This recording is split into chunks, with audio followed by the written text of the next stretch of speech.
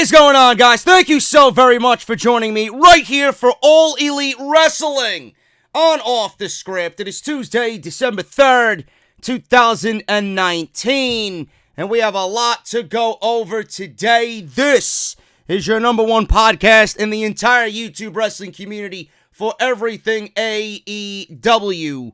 First and foremost, I want to apologize to everybody for not getting a podcast up last week. I would say that I had the pre-holiday blues, if that is such a thing. I wasn't looking forward to the week that was come Tuesday after a very long Survivor Series weekend that included an off-the-script podcast, an NXT TakeOver War Games review, a Survivor Series review that almost went 2 hours, Monday Night Raw. I think it is easy to say that come Tuesday, I was physically and mentally drained from the big wrestling weekend that was. So I opted to take Tuesday off. And here I am, man. I am ready to go, even though Monday Night Raw was utter garbage last night, and I always feel like crap after Monday Night Raw is over with. I am back here on Tuesday. We are ready to go, and we have a lot to go over today. And we're going to go over last week's AEW and NXT ratings. Now, normally we talk about this on the flagship podcast. We talk about this on Off the Script, which we will because we have to talk about this week's ratings come Wednesday. But last week, the ratings were delayed because of the Thanksgiving holiday, and we got the ratings as of yesterday, and we're going to go over the breakdown, we're going to go over the demographics, and we're going to go over why everybody seems to be a childish baby in the community when it comes to the ratings. I have not chosen a side. I will not be choosing a side. I am not pro NXT. I am not pro AEW. I enjoy both shows as they are. I will never wish for failure on any of the shows. And this is what is going on in the community. We're going to break this thing down and go over why exactly NXT beat AEW for a second week in a row. It's not that difficult to figure out, folks. So we're going to go over that for the ratings right here on the podcast. Jericho is now in the champagne business, and he crashed 19 servers. So needless to say, Jericho is the greatest of all time. We'll talk about how many bottles of the BUBBLY he actually sold. Impact Wrestling, dead brand. Nobody gives a shit about it. Their director over there shades AEW for not promising any change. What did he say, and what type of change does Impact Wrestling have on the horizon for 2020? We'll talk about that as well. New Japan, the big story. Not much to it, but it is the biggest story on the podcast today. New Japan Pro Wrestling is open to working with All Elite Wrestling. Color me shocked. Finally. It's going to happen. We don't know when, we don't know how, but it is going to happen. But they are now open to working with All Elite Wrestling. Who are the Butcher and the Blade? I don't even give a shit at this point, but we're going to go over the identities of the Butcher and the Blade and why their debut was a complete joke on AEW Dynamite. AEW signed one of the hottest female independent performers on the circuit today, so we're going to go over that as well. Kenny Omega talks about fans not liking his match with Jon Moxley at Full Gear. Jericho is not disappointed in CM Punk not signing with AEW. News on Kylie Rae and why she asked for her release from AEW. And Cody Rhodes reveals the AEW pay-per-view schedule. And I must say, it is looking very good. So that is what I got lined up for the podcast today. Again, thank you guys so very much for joining me here on OTS Elite. Make sure you guys hit that subscribe button down below. We are here every Tuesday, except for last week. Every Tuesday, every Monday, Tuesday, Wednesday, Thursday, Friday, and Saturday, we are here. We are one of the hardest working channels in the community, so if you guys want to be updated on everything that happens in the pro wrestling world right here for WWE and AEW, make sure you guys hit that subscribe button down below. Also, turn on that bell for all notifications if you guys want to be notified of when I go live. You'll get a nice pretty email or possibly a text. I don't know. Make sure you guys do both subscribe and turn on the bell for all notifications. Make sure you guys follow me on social media, both Twitter and Instagram. Same at JD from NY206. If you guys want to support the podcast via Patreon, you guys can certainly do that. Shout out to my Patreons. You guys are getting the audio version of this over there. Make sure you guys do that. Patreon.com/JD from NY206. If you missed Off the Script, if you missed Monday Night Raw, and anything else that I've updated on the channel, or uploaded on the channel, I should say, make sure you guys check the description down below. Everything you need is made easy for you. Easy access. All the links you need are listed down in the description of this very video. And make sure you guys check out my sponsors, man. Quickly, not to waste too much of your time. Harrys.com/script. They got their holiday gift sets right now. You guys can get free shipping and $5 off up until December 16th. Make sure you guys do that. Harrys.com/script. Audibletrial.com/offthescript. 30 days free of their service and one free audiobook just for signing up. That's audibletrial.com/offthescript. And make sure you guys hit up my boy Salrex this holiday season for all your thumbnail and layout needs, even CD covers, t-shirt designs, you name it, man. He is the man behind everything on this channel when it comes to thumbnails and layouts. Basic, $10, detailed, $20. Hit him up. His DMs are open. SRXGFX on Twitter. And thank you guys so much for supporting not only my sponsors, but being right here with me on OTS Elite. I mentioned this about Adam Cole when talking about Adam Cole and the year he's had in the WWE. Adam Cole is WWE's MVP for 2019.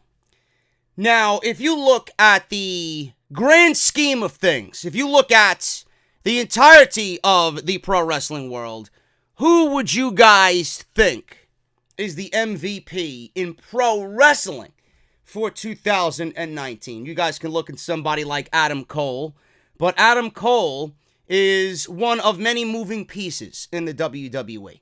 He is very valuable. He's going to be a huge asset to them as they move on into their future. Whatever their future is, I don't know. Hopefully they don't ruin him via shitty creative. But Adam Cole is their MVP, but he's not wrestling's MVP. You can look at Will Ospreay. Will Ospreay has had a great year from what I've been told. I've watched a match or two of his this year, and everything that's coming out of what Will Ospreay is doing, he is lighting the world on fire. A lot of people say that he is having a career year, a banner year. Is he the most valuable asset to New Japan Pro Wrestling? Possibly. Possibly. But he's got a lot of competition for that top spot. He is not the man in that company that's really bringing them to new heights. Now, AEW isn't reaching new heights. They're not. I don't think at this moment they're breaking any new ground. They are a true alternative to what we're watching on Monday and Friday night. Absolutely. That's the change that they had definitely envisioned. It is a definite change from what we are normally watching on Monday and Friday. NXT had nothing to do with it. NXT only got involved because WWE wanted to stop AEW from growing. So they used NXT as a shield to prevent AEW from growing. And it was a risky move because, at the beginning stages of this, they were, very lenient or very easygoing with NXT being in that position. It's either, risk NXT and have them fail against AEW, or we're going to come out of this thing looking good. But AEW really isn't breaking any new ground, but it is very easy to say. And I think a lot of people agree with me. If AEW didn't have Chris Jericho, I don't even think there would be an AEW. AEW wouldn't be where it is right now without Chris Jericho. And I'm not saying that as some dumb mark. I'm not feeding into the Jericho character. That is the legit truth. That's the reason why he is the AEW World Champion. Jericho is pro wrestling's MVP because he is the most valuable assets to a specific particular brand, and that brand is AEW. Without Jericho, AEW isn't where they are today. They don't stand a chance against WWE in any ratings war. There is no Wednesday night war. It's all NXT. Jericho is the reason why they are where they are today, and he is a big reason as to why they are in the mainstream the way that they are. And I am looking at Chris Jericho at being the MVP of pro wrestling for 2019. The man, every time he changes something about himself, it goes viral. Everything about Jericho just transcends everything he did before it. And he constantly gets better each and every time. That is a brilliant man. You know, if you're not bettering yourself every single time, then what's the point? You always want to challenge yourself. You always want to better yourself. If you are complacent and you're, just okay with being where you are and you're not challenging yourself to be better than your former self, then what is the reason for even continuing? And I can honestly see, I don't even need to ask him personally, which I won't ever have the opportunity to do so, but you can see that he's having the time of his life in this new role. And I'm very happy for him. Jericho is the MVP of 2019 for all of professional wrestling. Everything the man touches, everything the man says is put on a t-shirt. Everything the man does and says is made into a bottle of champagne and a meme. Chris Jericho sold 10,000 bottles of a little bit of the bubbly in just 2 days. And he crashed 19 servers on the night it was announced on Dynamite. Now, did JD order 2 bottles of the bubbly? I'm not ashamed to admit, yes, I did. I got 2 bottles of the bubbly on its way. I might even open it on the podcast. I don't know yet. But I can't wait to try it. And I know what I'll be drinking during New Year's Eve. A little bit of the bubbly. Why not? It's the reason why I did it. Perfect time. We're going into the holiday season. We're going into the holiday season, family time, right? There's no better beverage than a little bit of the bubbly. Sitting down and having your turkey dinner or your Italian meal with your family, right? And then New Year's Eve's coming up. A little bit of the bubbly. It makes sense.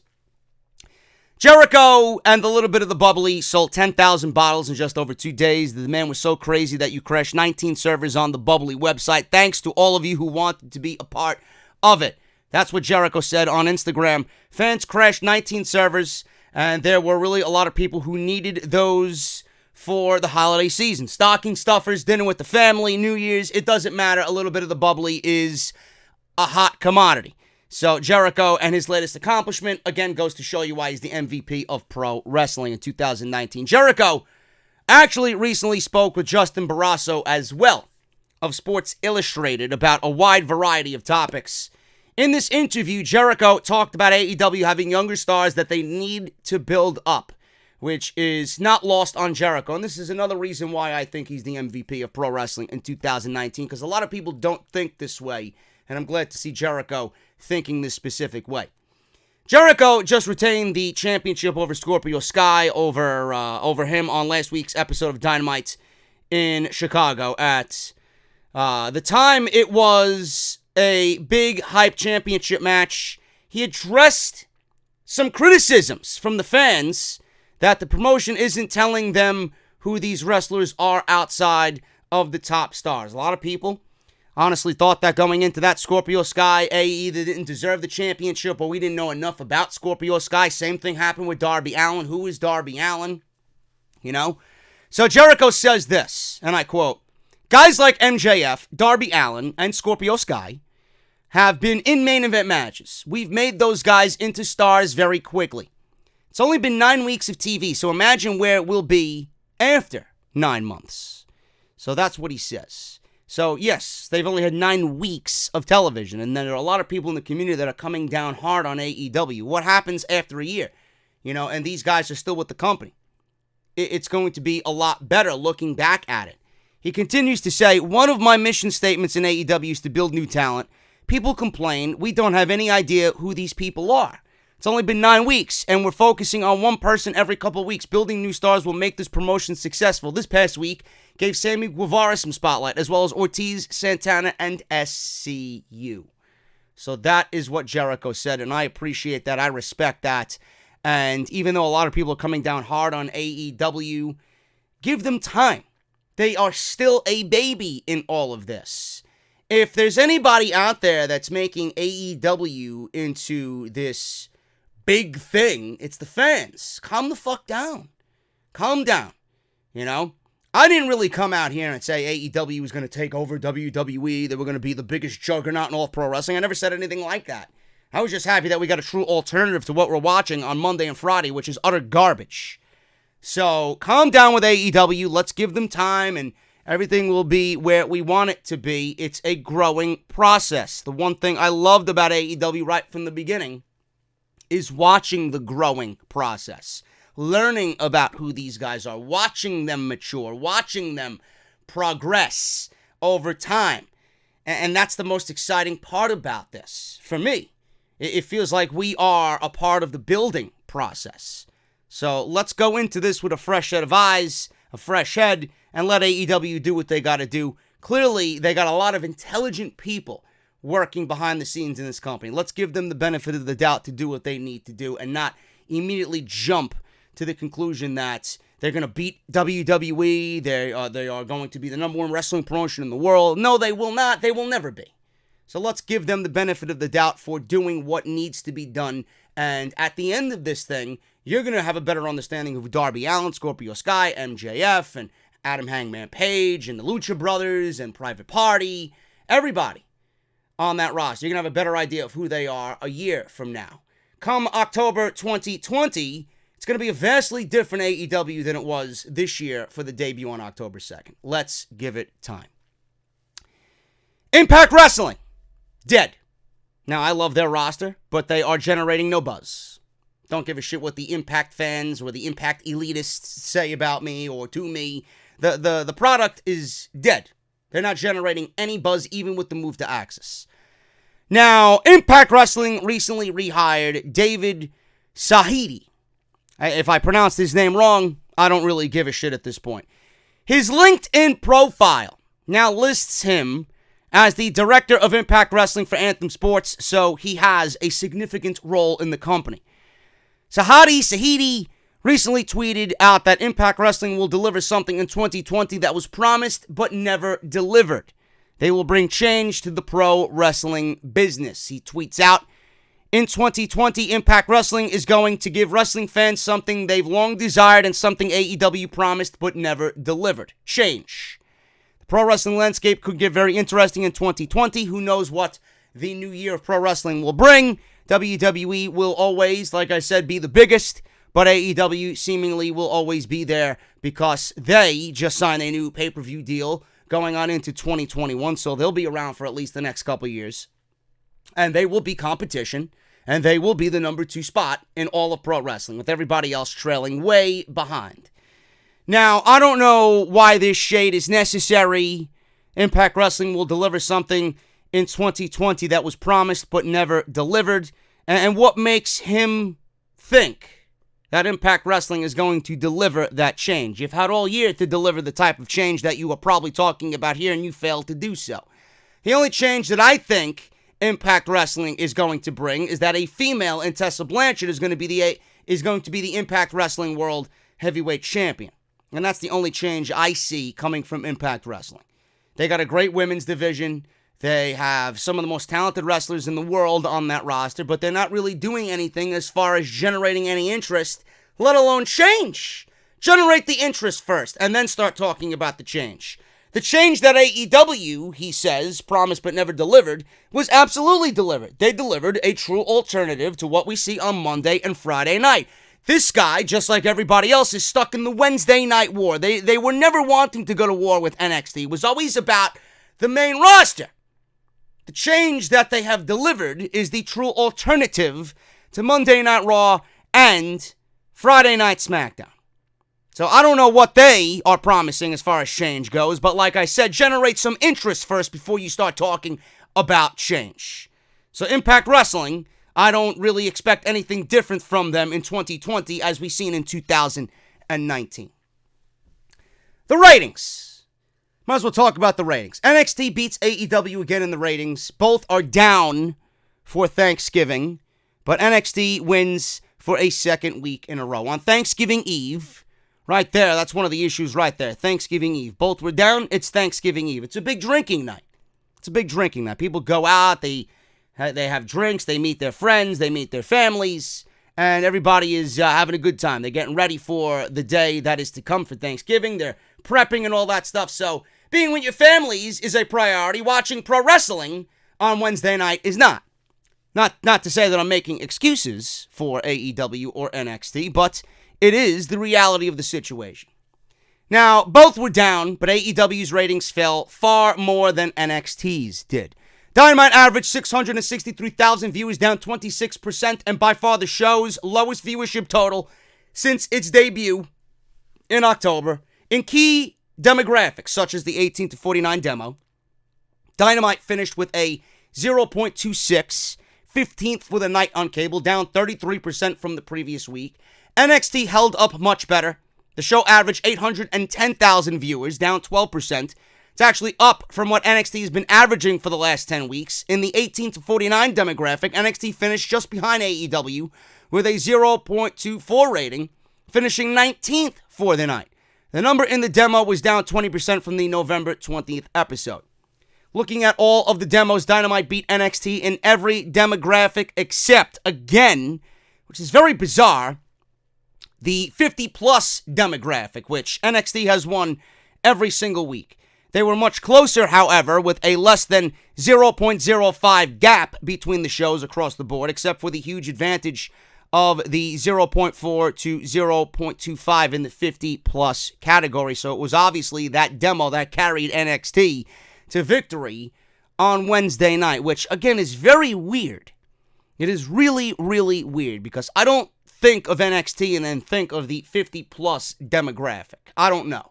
Maybe Survivor Series and including NXT in the Survivor Series build has a big reason, or is a big reason, as to why NXT is over in the 50-plus demographic, especially the last couple of weeks in the weekly ratings. I don't know.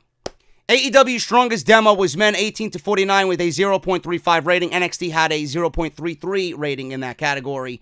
The last 10 weeks, by comparison, average for both AEW and NXT, if you add up all 10 weeks that they've been going head-to-head since October 2nd, AEW total viewers accumulate 944,222, and NXT's average over the 10 weeks was 796,600. So AEW in the comparison over 10 weeks, if you're comparing both shows, is beating NXT. So that's that. Again, I'm not making excuses. I'm not saying one is better than the other. I'm just giving you guys the numbers breakdown. Now, all I've seen on social media is people trolling Cody Rhodes and people talking about AEW. They're calling AEW all elite. Wrestling is nothing but excuses, right? All excuses wrestling is what I seen one fucking clown on social media tweet out. Listen, I don't get the bickering and the banter and the back and forth. You know, AEW sucks, AEW rules, NXT sucks, NXT rules. It's as if you show your allegiance to one brand. It's as if people are making it seem that you can't support the other.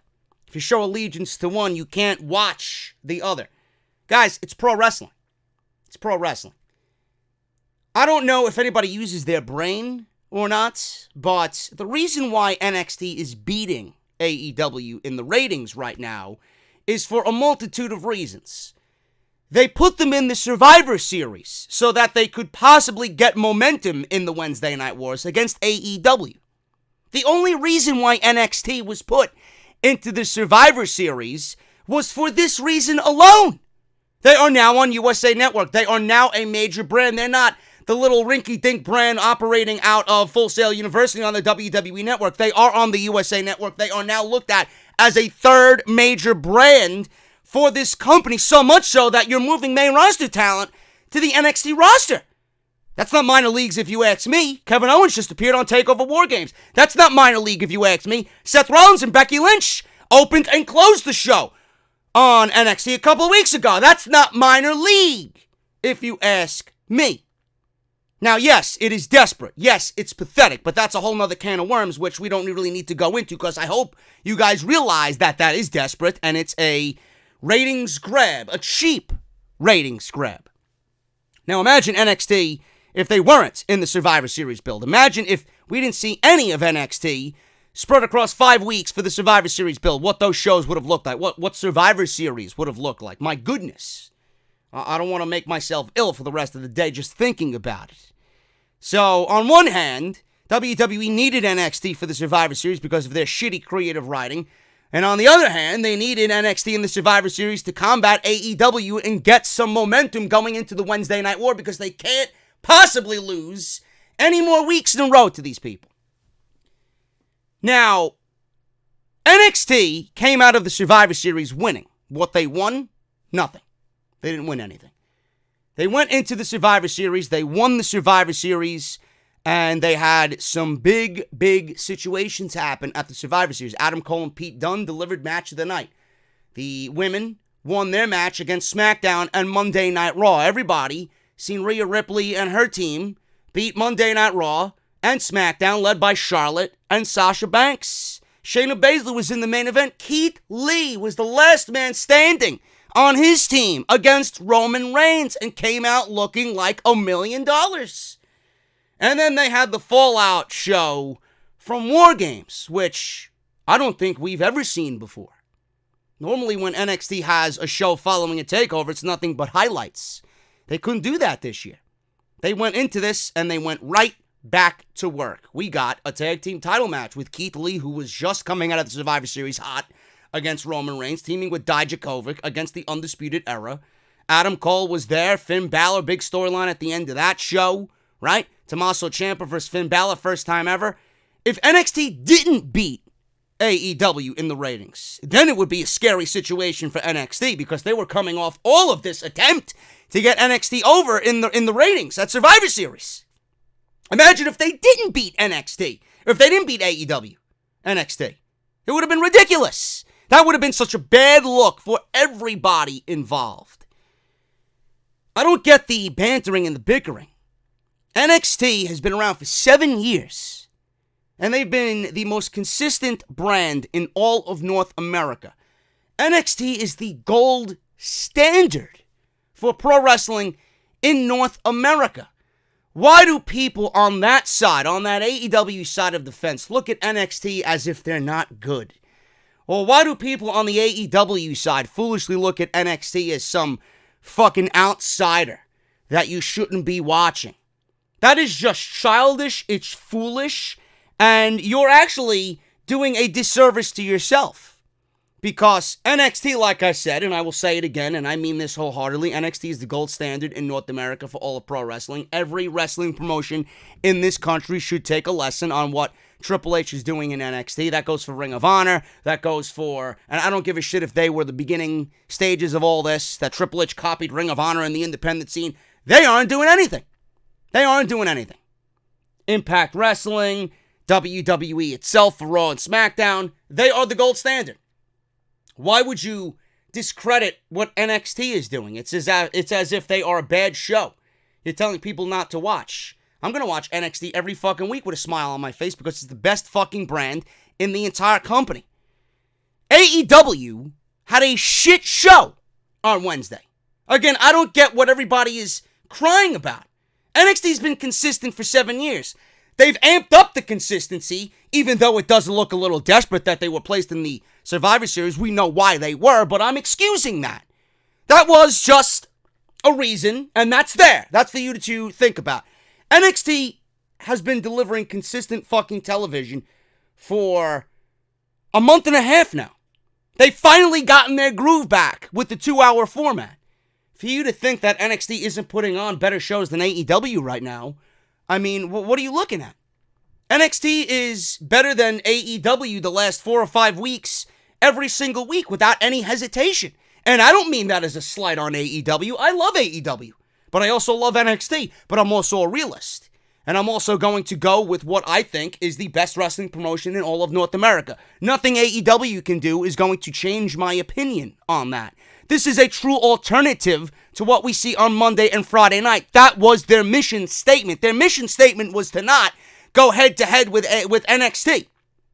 Their mission statement wasn't to beat Triple H and NXT. AEW had a terrible show on Wednesday night. And I don't want to say it's terrible like Raw terrible, but as far as their standards go, it was terrible. It was an overhyped show that did not deliver in any sense of the word. They also don't have any major pay-per-views coming up until they announce what's coming up next, which I think is going to be in February. They had no storylines really going into this show last week, and they don't have any pay-per-view build right now. It was Thanksgiving Eve. It's a holiday week. Not to say that I'm making excuses, but this is the reality of the situation. A lot of those things probably hindered AEW in the ratings. NXT was coming off the Survivor Series. Look at how big NXT was positioned coming out of that entire week. They were expected to win. AEW probably expected them to win. What is the big deal? Nobody's using their heads. I don't even know why I have to go over this. I feel like I'm talking to children when I explain this. Why is this such a big deal? AEW had a bad show. Suck it up. They're not immune. I will be here to call out when they have a bad show because nobody's ever going to put on a perfect show every single week. NXT doesn't put on perfect shows every single week. I've called out NXT for putting on bad shows. They don't happen often, but I do call them out. So NXT beat AEW in the ratings for a second week in a row. AEW now has storylines being planted. MJF with Cody Rhodes. Moxley came out and stared down Chris Jericho, right? We got things being built, and AEW's ratings are going to fluctuate. I don't know where their fan base went. Their fan base, I could see, watching NXT. Maybe they wanted to watch NXT more so than they did AEW because they knew AEW didn't have anything going on, and they wanted to see how WWE would follow up from the Survivor Series. It's not out of the realm of possibility for that to happen either. They're the same fucking audience. It's the same demographic. It's the same people. It's the same fucking niche audience watching both shows. Maybe the audience was interested in one more than the other for all the reasons I just gave you. You know? It's not that big of a deal, folks. AEW's ratings are going to fluctuate. They'll be back up to 700, 800, 900,000 when it calls for it. NXT's ratings will fluctuate. They might be down next week. We don't know. It's going to be a fluctuating thing. It's not going to replicate the Monday Night Wars. We're not going to go on an 83-week winning streak here. Both shows have delivered in the last 10 weeks. NXT's been better than AEW. AEW's been better some weeks than NXT. Just let's enjoy the fucking shows. Worry less about the ratings. And let's just enjoy ourselves on Wednesday night because we are far away from Monday and Friday. That's all I care about. Moving on here, man. New Japan Pro Wrestling is open to working with All Elite Wrestling. This is not a secret by any means, and we all expected this to eventually come to the surface. When, how, if. Those are all questions that have yet to be answered, but I can honestly say, as a fan looking from the outside in, with whatever is happening with Ring of Honor, I don't see New Japan wanting to stay in that relationship with Ring of Honor. They have really, really given themselves a bad look over everything that happened with Kelly Klein. I don't really want to talk about it. I don't really care to talk about it. I don't know who would want to work for Ring of Honor after what I read and how they treated her and how they've talked negatively about a lot of people. And just how the people who are running that company, Greg Gilliland and Joe Koff, how they go about running the company is really a disgusting way. And I don't know who would want to work for them in any sense of the word. So obviously they're not into pro wrestling as everybody thinks they are. They've offered no budget. They allocated no budget to pro wrestling. They don't really give a shit about any of their talent. And that is clear with the Kelly Klein situation. She'll probably end up in AEW because her husband works for AEW, so that is an obvious landing point. So whenever that contract is up with Ring of Honor, New Japan more than likely is going to need somebody to partner up with. Now, what if New Japan wants to wait around and see how AEW grows? New Japan is possibly going about this as the fans should go about it. Instead of shitting on AEW for what they've done in 9 weeks, maybe New Japan is waiting and being dedicated to Ring of Honor. They're going to gracefully bow out when the contract is up. They could certainly do that. No ill will, no harm done. They've, obviously collaborated and now the contract is up and now they're going to go on their own separate way. Maybe New Japan wants to see what AEW does after a year and then possibly contemplate teaming up with All Elite Wrestling. They want to see where they are a year from now. Can't really gauge anything on 9 weeks. I was thinking, if New Japan wants to partner with anybody, and dedication and loyalty is their defining factor here, how about New Japan? Is anybody talking about a possible New Japan NXT collaboration? That wouldn't be, really all that, I would say, impossible. Because Triple H, more than anybody, and you think Vince McMahon is going to, especially if they're going head-to-head with AEW, and a potential takeover event, mixing NXT versus New Japan on a takeover, or New Japan infiltrating the fucking NXT brand, Is it that out of the realm of possibility for WWE and New Japan to not partner? You think Vince McMahon would say no to that, knowing that he could kill AEW and every chance he got to just damage AEW's armor? Vince McMahon, I don't think at that point is going to say no. And if there's anybody to have that happen or make that happen, it's Triple H. So imagine that. Imagine we get Okada versus Johnny Gargano, or Hiroshi Tanahashi versus Adam Cole, or Naito versus Matt Riddle, or any of the dream matches that you could possibly come up with, Those are just three off the top of my head. I'm not even thinking about any possible dream matches, but just imagine the possibilities there. You think Triple H would not explore that option? And they've done business before. Liger fought Tyler Breeze at a takeover early back in the day. Now, I'm not saying that is a foundation to build a relationship on, but I honestly think that New Japan would give NXT a thought in this entire situation. They're loyal, they're dedicated, they're obviously a brand that is very well established, and that would give New Japan the most eyes possible working with NXT. Who's to say that can't happen?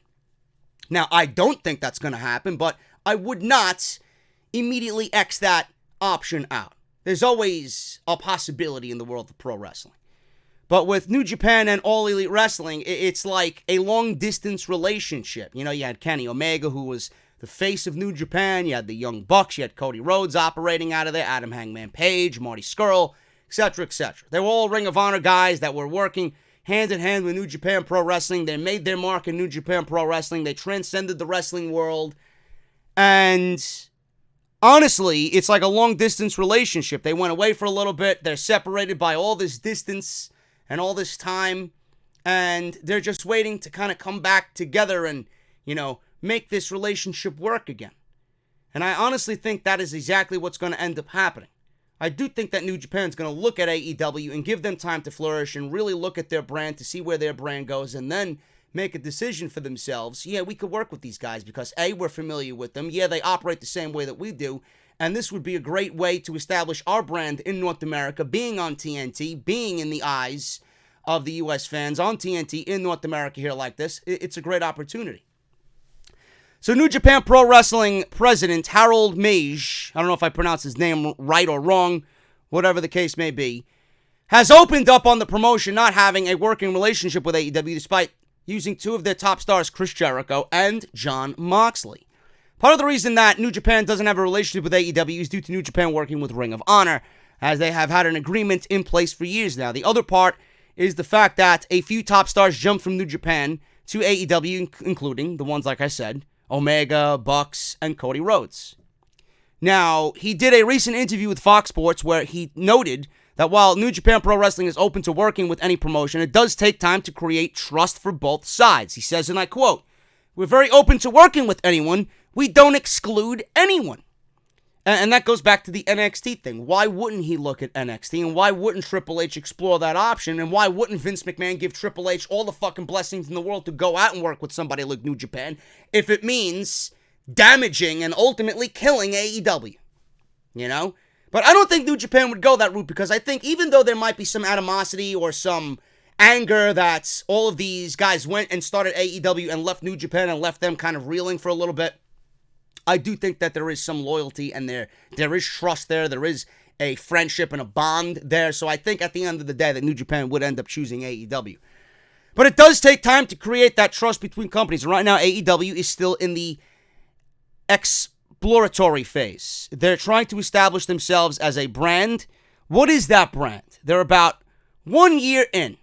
I wouldn't even say that. I mean, I guess you could say with all the events that they did, but as far as weekly television goes, I'm just basing it on weekly television. They might have a year in for 2019, but they've only had 10 weeks of television. And we're starting to see what their brand is all about. Then we'll have to see if that brand fits our brand, of course. At this stage, they still have different styles than we do, and that's the only thing. We're looking at what their brand positioning is and whether it complements ours. No, it's a business. And he's talking about Omega leaving the company to go to AEW. Would that hinder a possible relationship? No, it's a business at the end of the day. The wrestlers we hire, we work with on a contractual basis for certain periods of time. Obviously, we would have loved to have kept them here, but I understand that if there is, certain things in their mind that are bigger and better as far as opportunity goes, well, then that's just a natural way for competition to move forward. It's a natural thing. I do also believe the likes of AEW is good for the industry because it puts a lot of new money into the industry.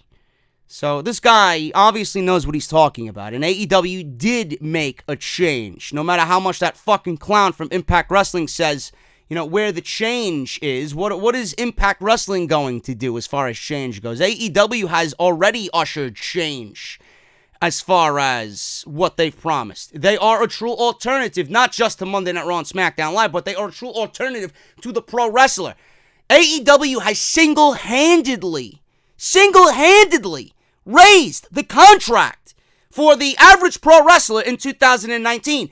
For the likes of Jinder Mahal and Mojo Rawley to get 5-year contracts and multi-million-dollar deals, for the likes of Mike Kanellis to get 5 years and a multi-million-dollar deal, that was not happening while AEW wasn't in existence. So Impact Wrestling is not gonna do the same. So spare me the fucking bullshit. And there are a lot of people that might be getting more interested in pro wrestling. People who might not have been interested in AEW, or if AEW has not been established. So it's only good for the industry. I honestly think it's going to happen eventually. Just let's wait till that Ring of Honor deal runs out. They're obviously basing loyalty and dedication first and foremost. And then obviously coming right after that is seeing how their brand fits with another brand as far as a partnership goes. If there's any brand out there that is similar in style, similar in everything that New Japan does, everything that AEW is doing is modeled somewhat off of New Japan Pro Wrestling. Down to the very title that Chris Jericho is holding around his shoulder. It's very similar to the New Japan Championship, It's similar in style, it's similar in look, similar in shape. It's similar, and everything that they do is similar. So clearly, they are a model or a small model of what New Japan is doing. I think the relationship will eventually happen. It's just let that Ring of Honor contract run out, and then let's assess where we are at that time. But I do think it's going to happen, and when it does, it's going to be a bombshell in the wrestling industry, because I think AEW at that point, that's the next natural step in growth. The independent scene is so dried up right now in pro wrestling. I don't know who else is out there that AEW can bring in that's really going to move the needle. There's nobody. Unless you're waiting for all these guys in AEW, or in NXT rather, or WWE, to have their contracts expire and then pick them up for AEW use. I don't know. And even that, those guys aren't going to move the needle. Guys like Cedric Alexander, who are possibly on their way out. Luke Harper, The Revival. Guys like that.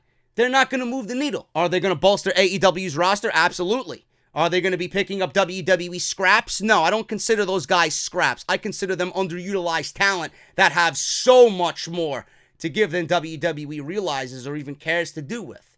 So AEW picking them up, if anybody looks at that as being a bad move or them filling their roster with WWE rejects, you're a fucking idiot. Because the Revival are not WWE rejects if they go to AEW. Luke Harper's not a WWE reject if he goes to AEW.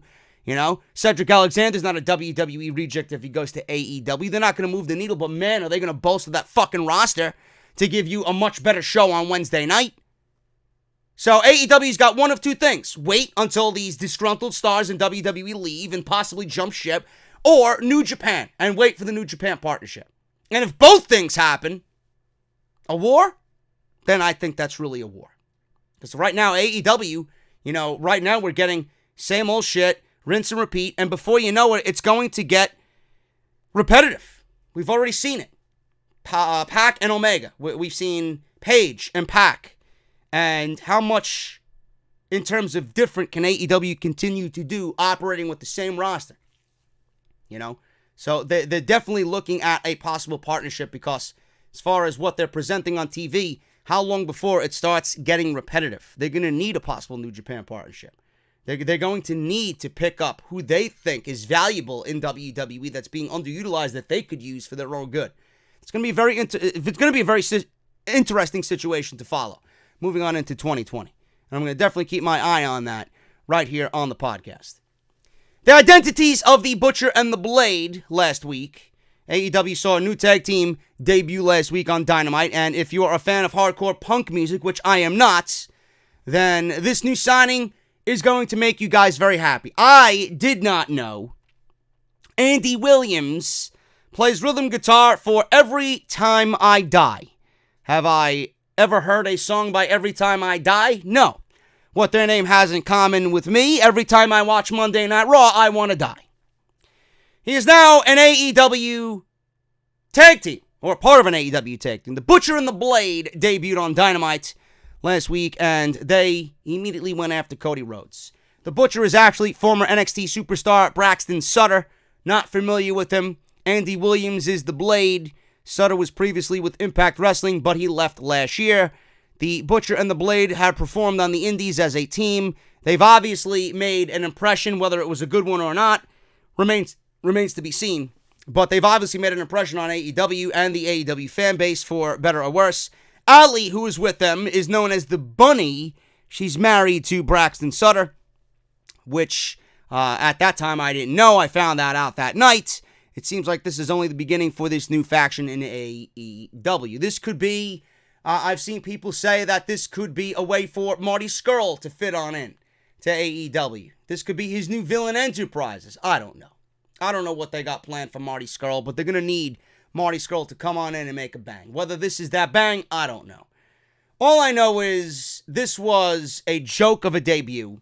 First of all, the coming up through the ring, we've seen it so many times that it's played out, it's not even exciting anymore. It's just eye-rolling.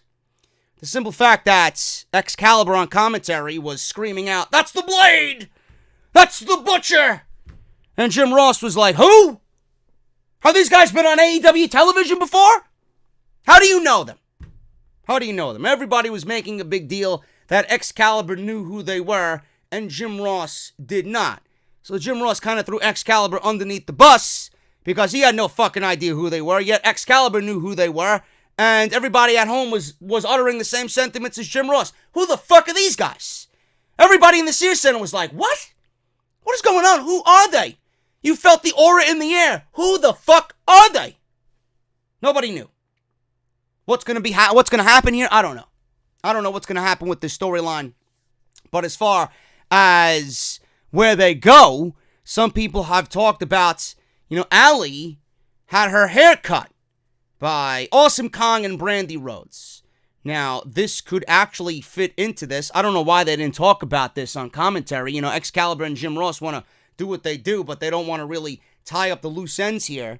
Now, I didn't even know this until it was brought to my attention, because I'm not really all that invested in what Awesome Kong and Brandy Rhodes were doing, but Awesome Kong cut Allie's hair, and Allie came back as the Bunny. Now, she's the evil Bunny with the Blade and the Butcher, and Allie, being that Brandy is Cody's wife, Allie has got these two guys now, and they targeted Brandy's husband, So that is the situation there.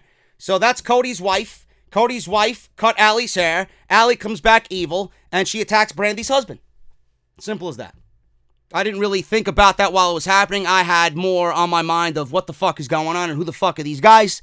But it is what it is. The Butcher and the Blade, we'll see what happens. I doubt that they are going to move the needle in any sense of the word on AEW Dynamite. Chris Statlander signs with AEW. I did not think this was going to happen as quickly as it did, and I'm glad that AEW is in the same mindset as me. Let's start building this women's division right now. This is all going to lead to AEW signing somebody to place at the top of the division and start building with whoever they pick for the top of that division. Start building a division around that person, hopefully Tessa Blanchard, when her contract is up. Start building them with notable names who can be a solid addition to that division. And Chris Statlander is absolutely that. It was reported recently that indie star Chris Statlander had signed with WWE, but those reports were denied and proved to be false. It was, however, true that she had come close to signing, but a deal was never finalized, as reported in the latest edition of the Wrestling Observer newsletter. So it looks like Statlander, who has wrestled across the world, has been in pro wrestling for 3 years, graduated from Creator Pro, was the first female to graduate from Hawkins and Pat Buck's Creator Pro, and she is now signed with AEW, and they continue to make strides to bolster their women's division.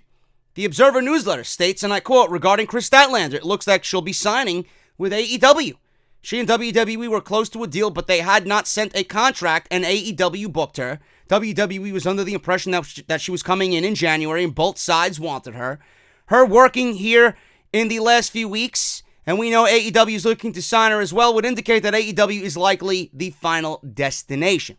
And that is exactly what happened. She had a match with the Big Swole on AEW Dark. She was showcased on AEW in a tag team match with B. Priestley and Hikaru Shida. And now this week, she's in a one-on-one match with Hikaru Shida. So I think this is great. She's great. She's got a great look. She's athletic. She is very good in the ring. And I honestly think this is a very good signing. It's not going to move the needle. No signing that AEW is making is going to move the needle. But this is a great way to give them what they need desperately right now, and that is some solid in-ring performers for that women's division. Now, AEW Dark, like I said, Statlander was in tag team action, partnering with Big Swole against Britt Baker and Riho, and they put her in a tag team match against B. Priestley and Hikaru Shida. So this is a great move. I don't know what else to say. This is a fantastic move, and I wish her nothing but the best. Now, on top of that, I do, find this to be a little shitty as far as where I am in House of Glory. We won't see Chris Statlander. Well, maybe we will. I don't know. Maybe House of Glory and AEW might have a working relationship in the future. We don't know about that. But as of right now, we won't be seeing her on the indies. She will be in AEW, and I think this is a great move, and good for her. I'm very happy for her. She deserves it. Kenny Omega talked about fans not liking his match with Jon Moxley at AEW Full Gear. Now, I don't want to go into this again. I don't really want to talk about why I like the match and why I think everybody needs to get the fuck over it. Everybody that didn't like the match, you guys heard it. You guys can go back a couple of episodes ago on OTS Elite and fucking listen to me rant about why everybody I think who said didn't like the match is a goddamn hypocrite. Kenny Omega finally opened up about this. He says this, speaking to Wrestling Observer Radio, Kenny Omega addressed those who were critical of his Lights Out match at Full Gear. It wasn't for everybody, but just like in music, there will be fans of every style. And I love this analogy that he used. And I quote, "Look, I'm a fan of heavy metal and rock music, but if someone out of nowhere played me, the most heavy death metal band, something I'd never really seen or heard of before, it may not be my cup of tea right off the bat, but hey, if I hear just how technical the guitars can be and how fast the drums can be, it may be my cup of tea. I may say this is the craziest, coolest thing I've heard in my life, but to some people, it just may sound like noise. I get it. That goes for any type of wrestling style. A lot of people also don't like my really long matches with Okada, and I get it. And that's why people ask me, what would you suggest as a match to show people of yours? I would never say the 1 hour draw with Okada. I would never say the best 2 out of 3 falls match because I know that's way too much to digest in one sitting. Different strokes for different folks, and I don't take offense either way. But I was thrilled to hear people say that's one of the best hardcore matches I've ever seen. Match of the year. Some people say it's their favorite match of all time, which I don't know how that could even be possible. You must be a really young goon at that point. But whatever. This is what he said. That's awesome to get that kind of reaction from people. I'm really happy and I'm glad that I challenged myself with this match and style. Now, this isn't a spoiler alert. I won't be doing it very often, so yeah, I'm glad I did it. But I don't think I could have done it in New Japan and probably WWE if I went there. It was something that, yeah. So, It was something really special to AEW, and I'm glad I was able to do it, so I'm really proud of it. And that's exactly what I said. It's one of the things I mentioned on, and one of the things I touched upon when I talked about Kenny Omega and his match with Jon Moxley. He went out of his way to show you what else he could do. Everybody knows Kenny Omega for one thing and one thing only, and that's being the best technical wrestler on the planet. The fact that he brought himself down to that hardcore level and executed it the way that he did, surprised as many people as he did, and showed everybody that not only is he the best wrestler technically in the world, but he also knows how to wrestle that type of style, and his creativity is fucking top-notch. How you can't respect that and appreciate it, I don't know. But Omega showed you how special he really is and how versatile at all styles he really is. Now, while talking to 101.1 WKQX, Jon Moxley revealed that he loved creating that awkward tension during this brutal match in Baltimore with Kenny Omega. Everyone might not have been on board, but if they were reacting, then he's doing his job.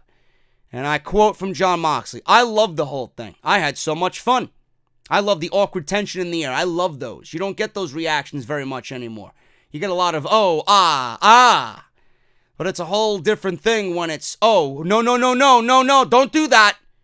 That's so much more intense. That's just cool, man.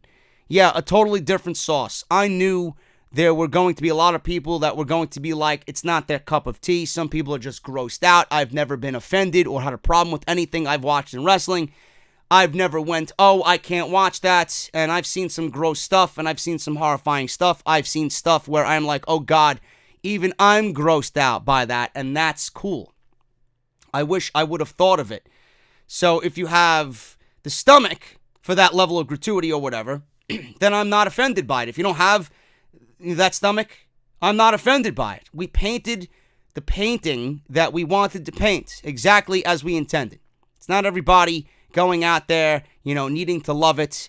If everybody's going to want to have that painting hanging in their living room, that's great. It makes some people uncomfortable. It makes some people really proud. I was thrilled with the whole thing. End quote. So they're both in the same line of mentality here. They both love what they did, and it was their vision. And just the simple fact that they created something that, really got that type of reaction, and they let their creativity flow in what they tried to portray on that night in the main event.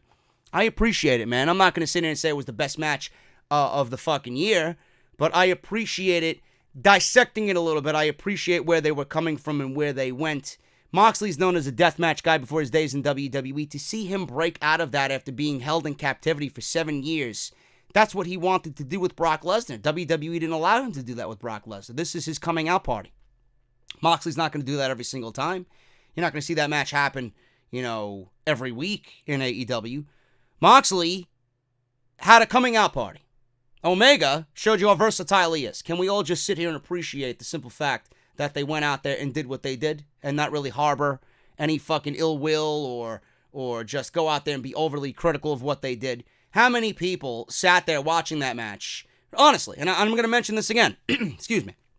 How many people watching that match looked at that match and criticized it, yet their favorite match, or one of their favorite matches, is the Hell in a Cell match in 1998 with Mick Foley and The Undertaker? How many of you guys who criticized that match loved ECW One Night Stand? How many of you guys watched that match and loved the no disqualification hardcore match that Mick Foley and Edge had, where there was thumbtacks, barbed wire, flaming tables? How many of you guys loved that match? Because that's one of my favorite matches in WWE history. How many times have you guys watched Ric Flair bust himself open and bleed profusely back when you guys were growing up, back in the 80s, right? How many times did you see that? How many times did you watch that and were okay with it? Give me a break. It's just pro wrestling in 2019. You don't need to be overly critical of what these guys were creating, because you're just going to make yourself a hypocrite. I love what they did. I enjoyed the match for what it was, and I appreciate that both guys went to the lengths that they did. Plain and simple. Jericho is not disappointed that CM Punk didn't sign with AEW. He spoke to Uprocks. He says this about CM Punk's return to the WWE on WWE Backstage. He says he's not surprised. WWE needs big stars, and Jericho assumes that this will somehow lead to a return to the ring. for CM Punk. It's a long time coming, Jericho said. We knew there would be a Motley Crue reunion of sorts, and we knew CM Punk would be coming back to wrestling. It was just a matter of time, but I think he came back with more of a sigh than a scream. It seems kind of funny that he came back on a show that drew 150,000 viewers, where it could have been 5 million viewers. But if that's part of the process to slowly wean him into the wrestling business, then good. The WWE sure needs him. You need stars in the business. Good for him for coming back. I just think it was not as big as it could have been or should have been. He's back for the first time in 5 years, and no one really cares. But I'm sure it will lead to more. I don't see how it can't. CM Punk and Tony Khan met, and no AEW deal came together. In fact, Tony Khan wanted CM Punk on board before anybody was looking at CM Punk, period. He was the first name on his list to build a roster around. Jericho doesn't seem to be very broken up over CM Punk going to WWE and not joining AEW. I'm not disappointed, he says. I know there was some conversation, but Punk's his own guy. Could we have used him? Yes. Does it hurt to not have him? In my opinion, not at all. So we'll see what happens. He's right about one thing. WWE definitely needs CM Punk. Definitely. Punk doesn't need WWE. WWE needs CM Punk. Kylie Rae. She revealed why she asked for her release from AEW. Now, Kylie Rae is with Impact Wrestling. She's not generating any interest over there. You're not hearing anybody talk about Kylie Rae. When Kylie Rae was in AEW, a lot of people were talking about Kylie Rae. You heard all the comparisons to Bayley for Kylie Rae. Now, a lot of people were wondering. They were coming up with their own conspiracy theories about Kylie Rae. For the first time, she's finally opened up about her release from the company. There were many rumors floating around about Kylie Rae. Recently, Brandy Rhodes reacted to one rumor where it was stated that Brandy Rhodes bullied Kylie Rae out of the company. I didn't believe that for 1 second. Now, Kylie Rae is speaking up and explaining what exactly happened with her in AEW. She says, and I quote, "I don't know how to start this, and I can't speak on others' behalves. I can only speak for myself and what's in my heart. I don't know many rumors and honestly try to stay away from everything, obviously. But here, nobody made me leave. AEW took my career to new levels, and I'm beyond grateful for every opportunity and experience that had come along the way and wish nothing but the best. It's a great group of people who truly love wrestling and just wanted everyone to succeed. I've always tried to be a good person, but I make many mistakes along the way. I needed to get my mind, my body, and my soul right with God. I wish I had the answers, but the truth, I don't. We all go through obstacles in life, and we may want all the answers, but we need them, or we don't need them. It's God's plan, and He has shown me what's truly important in life, and to find the blessing in every moment, because in the blink of an eye, everything can be gone. So instead of bashing, let's just love one another and appreciate what we have, or something like that. LOL. Sorry, I'm awkward." Nobody knows. It was very vague as to why she went away. She needed to find herself, get her mind, her body, and her soul right with God. Nobody knows what happened. Everybody's going to continue to make conspiracy theories. She's now with Impact Wrestling. We should all be lucky that she's still wanting to wrestle. Now, the pressure of AEW might have been getting to her. She might feel like she was not good enough, that she wasn't where she wanted to be as far as career goes. It might have been moving too fast for her, too fast for where she thinks she really is. AEW probably wanted her to be something she was not ready for at all. That's why she went to Impact Wrestling, to get her mind, her body, and her soul right, to get comfortable with who she is and who she wants to portray to the fans on TV. And then when the time is right, I'm sure the door will always be open for Kylie Rae to return, whether it's for AEW or a run in WWE. Impact Wrestling seems to be good at bring the best out of people, give people a foundation and a platform to really grow and mature as a star before moving on to something else and moving up the wrestling ladder. So I'm happy for her that she found herself back into wrestling. That's all that should really matter to anybody. Anybody else that is coming up with a conspiracy theory, you're an idiot. And the fact that she left, it is vague, but it's none of our business. Just go about watching Kylie Rae. If you're watching Impact Wrestling, enjoy her on there. Watch her grow, watch her mature, and maybe someday soon we'll see her back in AEW when things are right and she believes she needs to move up that ladder to the next step. That's all I'm going to say about that. Kylie Rae's back. She finally addressed her AEW release, and there you got it. No more, no less. Finally, guys, Cody Rhodes. Cody Rhodes. It's tough to argue with him because he's right on this. He reveals the AEW pay-per-view schedule, and I think it's awesome. All Elite Wrestling Vice President Cody has discussed AEW's pay-per-view schedule going forward. On the Fan Morning Show with Jeff and Big Joe, whoever that is, I don't know, both Cody and his wife, AEW Chief Brand Officer Brandy, spoke regarding the promotion, with Cody touching on their pay-per-views in particular. He says, and I quote, "We are long form, and we work backwards. We are going to do 4 major pay-per-views a year, All Out, Double or Nothing, Full Gear, and one unnamed that we'll probably announce within the next 2 weeks. That is how wrestling used to be, the golden age of wrestling. In the 1980s, even the late 70s, you looked at the finale and you worked backwards.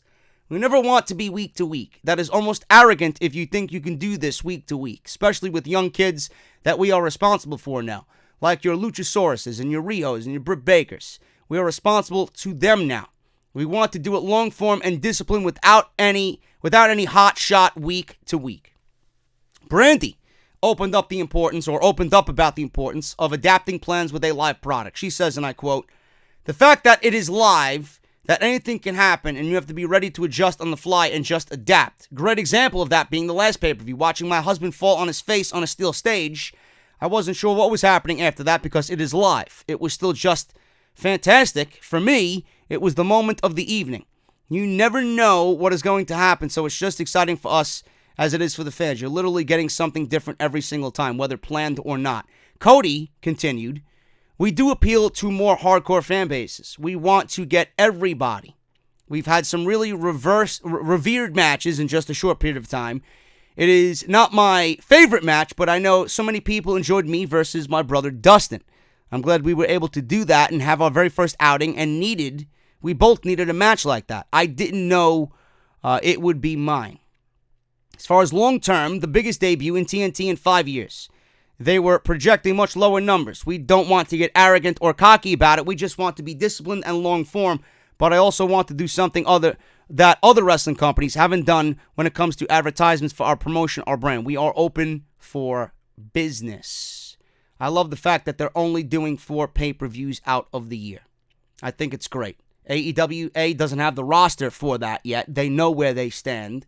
4 pay-per-views out of the entire year. All Out, Double or Nothing, Full Gear. They are all going to be staples in AEW's pay-per-view calendar. One unnamed. When we get that, then I think we'll start seeing some more hype for AEW, and the storylines will take shape, and the TV will become more interesting once that pay-per-view is announced. There's a lot of what-ifs right now, a lot of question marks regarding the next pay-per-view, so a lot of people just waiting right now to see where they go with this next pay-per-view.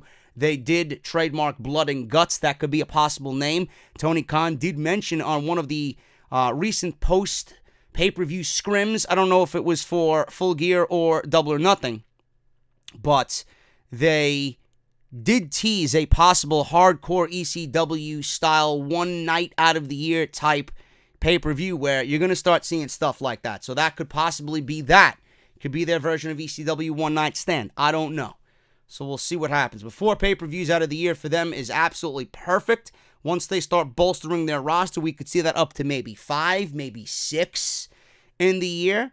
And I'm very excited to see where they go. They know what they're doing. They got that old school mentality. One of the main reasons why I'm on board with what they're doing and why I love what they're doing so much.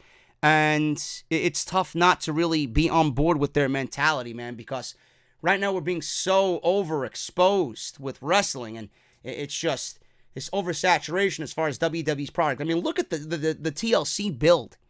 We had Monday Night Raw last night, and not one match was announced for TLC coming out of Monday Night Raw. Whether that happens on SmackDown, we can kind of gauge where they're going with SmackDown side of TLC. Baron Corbin versus Roman Reigns, yawn. Bray Wyatt versus Daniel Bryan, okay. But nothing was announced coming out of Monday Night Raw. And next week is the go-home show. You had a pay-per-view in Survivor Series, and then 3-week turnaround, you're going to have another pay-per-view in TLC? It's too much, man. Oversaturation. It doesn't let the product breathe. And then you're left booking shit and piecing shit together in a way that's not interesting for the fans, and there's no investment. Look at what Cody's doing with the pay-per-views. There's going to be an investment and storylines going into each one of those shows. They're not booking week to week like WWE is doing. How you can't be on board with what they're doing and the mentality that they're putting forth is just ridiculous to me. This is what I think wrestling needs to be, and I love the fact that they are changing pro wrestling. There's that word change again, that fucking Impact Wrestling goon. What's his name? What's his fucking name? Director David Sahadi. Give me a fucking break. Are you going to change pro wrestling? Because AEW, as far as I'm concerned, has already drastically changed pro wrestling. Guys, the only thing I'm changing is the fact that this video's over. No more news. I'm getting out of here. I'm going to enjoy some lunch, and I'm going to hop on Destiny, enjoy my day off for the rest of the day, and on into Wednesday. Thank you guys so very much for joining me here on the podcast. If you enjoyed it, please hit that thumbs up. Let me know what you guys think down below in the comments of all these particular stories in this podcast today. Hit that thumbs up. Follow me on Twitter at JD206. Hit that subscribe button down below. Turn on that bell for all notification. Harrys.com/script. audibletrial.com/off the script. Hit up my boy Sal Rex for any graphic arts needs, please. He is awesome at what he does. And I will see you guys right back here on Wednesday night for AEW Dynamite. I hope the show is a lot better than what we got in the Thanksgiving Eve show. We got a lot of great matches to look forward to. We got Dustin Rhodes and the Bucks versus the Inner Circle. We got Chris Statlander versus Hikaru Shida. We got Pentagon Jr. versus Christopher Daniels. We got Phoenix versus Trent Beretta. We got some pretty decent matches going on Wednesday night for Dynamite. So look forward to that. Should be a good show as always. And I will see you guys right back here for AEW Dynamite on TNT. Again, hit that thumbs up. Have a great Wednesday, guys, and I'll see you right back here on Wednesday for Dynamite.